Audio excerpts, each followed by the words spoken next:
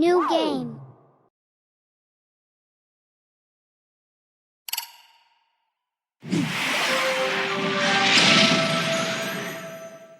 Всем привет! Добро пожаловать в мир Dungeon & Kingdom. Сегодня это видео будет про прокачку и статистику героев в игре. Итак, после того, как вы скрафтили или призвали в таверне героев, их личные статы нужно улучшать, поднимая уровни развития. И то, насколько вы сможете поднять левела героям, зависит от вашего главного персонажа, так как уровни героев поднимаются только вслед за вашим персом и не могут превышать его левел. Также на статистику всех героев будут влиять несколько факторов, таких как общее количество персонажей в инвентаре, личная броня героя или улучшение вашего города. Еще исследуя королевство и собирая ресурсы или участвуя в различных событиях и турнирах, которых в игре весьма много, ваш инвентарь будет пополняться наградами, используя которые вы сможете усовершенствовать одного героя или добавить статистику урона и здоровья всему отряду, который участвует в битвах и находится на арене. Я играю всего несколько дней, и благодаря ивентам мой инвентарь полон сундуков с подарками, и юзая эти вещи, я могу быстрее развить навыки волшебства главного персонажа или скрафтить нового героя и тут же поднять его уровни. Также в событиях попадаются награды, которые будут просто лежать в моем инвентаре, а каждый герой из отряда получит буст на свои статы во время битвы. Сейчас вы можете наблюдать осколки героев и заклинаний персонажа, которые я тоже накопил, участвуя в событиях или покупая у торговцев, и, собрав их нужное количество, смогу усилить магический урон перса и призвать из осколков даже сильнейших из героев. А если герой уже будет в наличии, то пазл соберется вот в такой звездный свет героя, и его можно также использовать и для других героев одной и той же стихии, чтобы открыть им новый навык для сражений.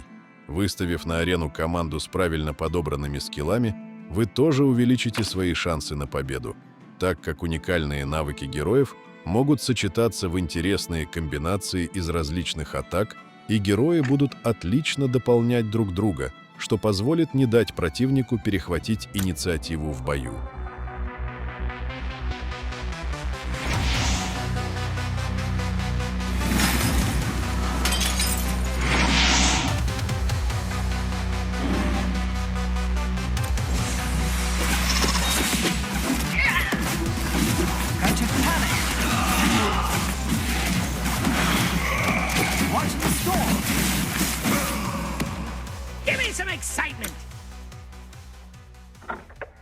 Итак, зайдя в инвентарь героя в начале развития, слева на экране увидите 3 клавиши – это статистика, броня и навыки. Нажав на одну из характеристик, у вас справа откроется ее меню, где вы уже сможете посмотреть статы героя и всевозможные апгрейды с ресурсами, которые вам понадобятся. Я начинаю улучшение с нижней клавиши – это Bond Stats Boost. Она позволяет за счет буста поднять статистику данного героя. Если эти герои уже находятся у вас в инвентаре, то вы сразу улучшите его статы. У каждого вашего героя будут 4 напарника, для которых таким образом улучшаются статы, и им не обязательно состоять в одном отряде. Буст будет работать всегда, и чем больше у вас героев, тем сильнее вы их бафнете друг другом. Я заметил, что все улучшения персонажей считаются по их базовым характеристикам, которые имеют герои еще до призыва. Поэтому неважно, в какой последовательности вы будете поднимать статы, прокачивайте то, на что у вас хватает ресурсов. Следующую прокачку я сделаю, нажав на клавишу Tier Up.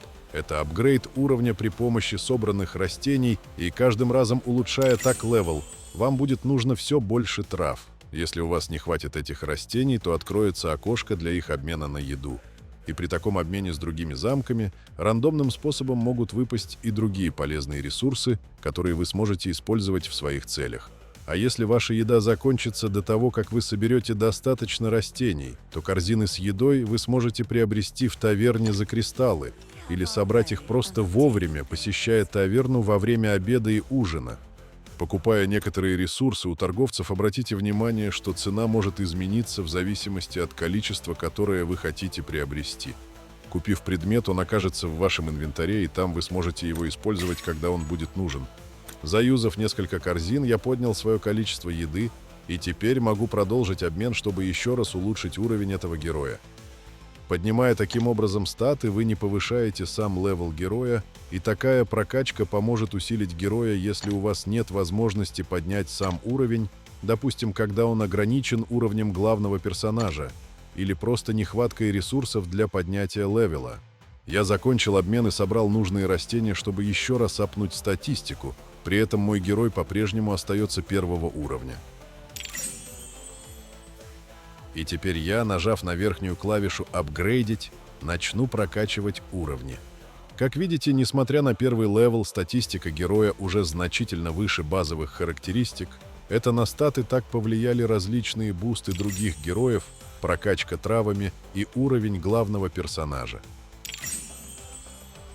Сейчас я прокачиваю героя левела сразу по 5 штук, так как у меня достаточно эфира, который используется для повышения уровней. А каждые 20 уровней вместо эфира будет нужна мана, и это уже более редкий и дорогой ресурс. Поднявшись до 40-го уровня, к мане добавится еще один редкий ресурс – это божественность. И они будут нужны каждые 20 уровней, а чем выше будут уровни, тем в большем количестве потребуется божественности и маны, поэтому не вкладывайтесь на максимум в развитие одного героя. Не забывайте про других персонажей, так как, качнув одному 100 уровней, вы потратите больше маны, чем на несколько прокачек по 80 уровней. И обратите внимание, что, поднимая левел герою, растет его урон и здоровье, но не изменяются показатели брони и защиты от магии. Эти статы прокачиваются отдельно.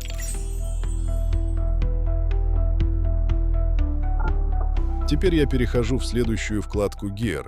Она переводится в «Как механизмы», и в ней уже будет дополнительная прокачка брони с оружием, у которых тоже будут свои уровни и степени апгрейда.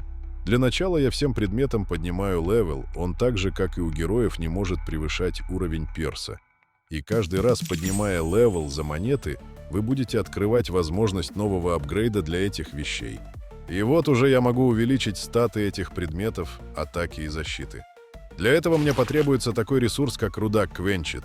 У меня ее предостаточно. Я собрал ее на арене ивента и теперь улучшу сразу все 4 предмета вместе. Ориентируясь на стоимость, меня вполне устроила 10-я степень мощности, и я снова улучшил сразу все предметы.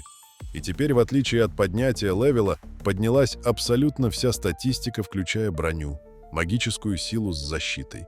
Чтобы сэкономить ресурсы, вы можете улучшать это снаряжение по отдельности, увеличив герою только защиту или урон.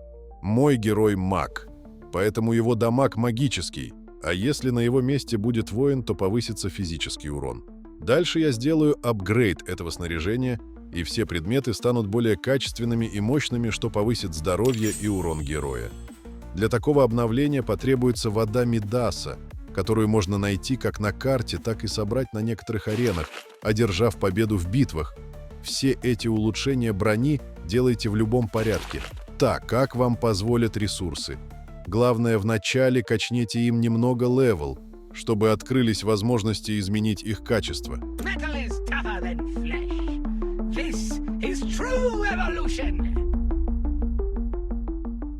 И вот пришло время талантов. Поднимая левел герою, у него будут открываться навыки, так называемые скиллы.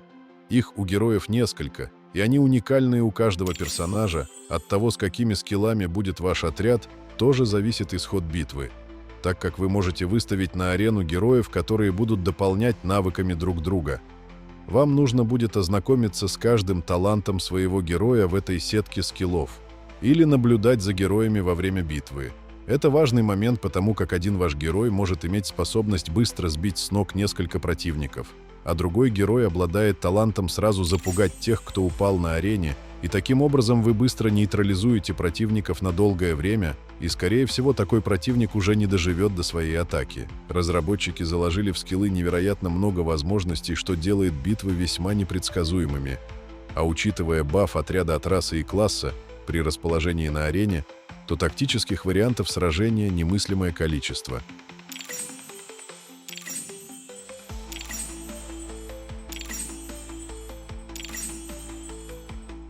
Когда вы прокачаете герою 100 уровней, то для дальнейшего развития он потребует апгрейдить его с помощью звездного света, который и открывает эти таланты. Я своему герою уже дал свет раньше, чтобы открыть навыки самостоятельно. и ему для прокачки достаточно маны с божественностью. Такие герои отличаются наличием звезд. Это говорит о том, что у него открыто больше талантов, несмотря на его невысокий уровень. Я прокачивал его звездным светом других героев, которые ниже классом и которыми не пользуюсь. А свет данного героя не использовал так, как он будет нужен в определенный момент апгрейда. И вам тоже советую не потратить осколки света для героя, которым вы захотите играть. И теперь, когда я прокачал ему 4 звезды, он потребует именно свой звездный свет, чтобы улучшиться до следующего уровня. Именно для этого момента я приберег его основной звездный свет, и теперь, когда он его использует, у него откроются таланты для прокачки, а его звезды исчезнут. Но по своим свойствам он теперь будет равен героям, которые выше его по классу. И если я сейчас сравню его с красным героем, который тоже маг и примерно с таким же снаряжением, то станет очевидно, что они примерно равны по силе. А это значит, что победа будет зависеть только от их команды. Ну а я с вами прощаюсь, и надеюсь, теперь вам будет чуточку проще сориентироваться в мире Dungeon and Kingdom. Всем пока, и удачи вам на поле битвы!